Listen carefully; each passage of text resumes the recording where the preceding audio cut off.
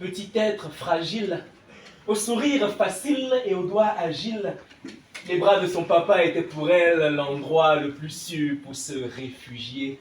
Mais ses mains qu'il a soulevées de terre quand elle tombait ont un jour soulevé sa jupe. Ses mains qui essuyaient ses larmes ou la chatouillaient ont commencé à la caresser. Il y a eu un court-circuit dans sa tête, dans ses yeux. Il ne voyait plus l'enfant. Il voulait voler l'envol de la gamine. Il voyait en elle la femme. Avant, elle aimait monter sur ses épaules pour voir le monde sans crainte, car veille, papa.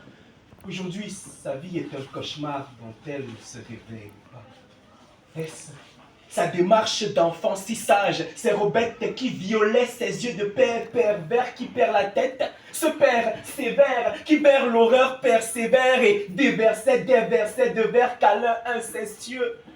Auteur de l'inceste, tueur, tué car tu la tuais. Si tu me fais du mal, j'irai le dire à mon papa, mais si c'est mon propre père qui me fait du mal, alors vers qui irai-je me plaindre?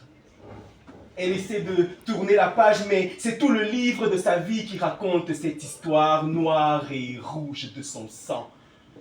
Où t'es, papa, où t'es?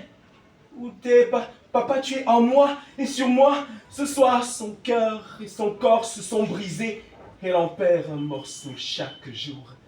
Elles se sont sales, si mal, si seul son, ces sons, la saucissonne, il gémissait sur ses cheveux. La honte, la hante entre dans ses entrailles, ça la tenaille, elle râle de rage et braille car il est entré en elle par une fraction. En une fraction de seconde, il a volé sa virginité. Il a l'air gentil quand vous le voyez, mais les hommes sont comme des livres. Le contenu est plus important que la couverture. Il l'a fait tomber. Chaque jour, elle creuse le fond, il fait si noir qu'elle ne voit même plus les paumes de ses mains. Il a fermé les lèvres d'en haut, il a forcé celles d'en bas, il a tué ses cris dans sa poitrine. Ses gros sanglots en l'eau, comme de l'eau, l'inondent. Même ses larmes pleurent encore. Elle n'a pas eu le temps de dire adieu à son enfance.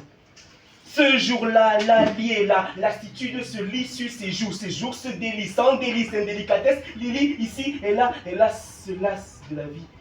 C'était sa première fois. C'était un 1er avril, c'était un poison d'avril.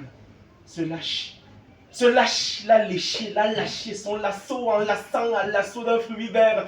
Croqué férocement, il l'a arraché à la vie et sa sève coule en fleuve de tristesse. Aujourd'hui, elle a 40 ans, mais elle ne sourit ni ne rit jamais à tout ce qu'on vit, parce que dans sa tête, un père violent et violeur incombe. C'était sa première fois, mais c'était avec toi.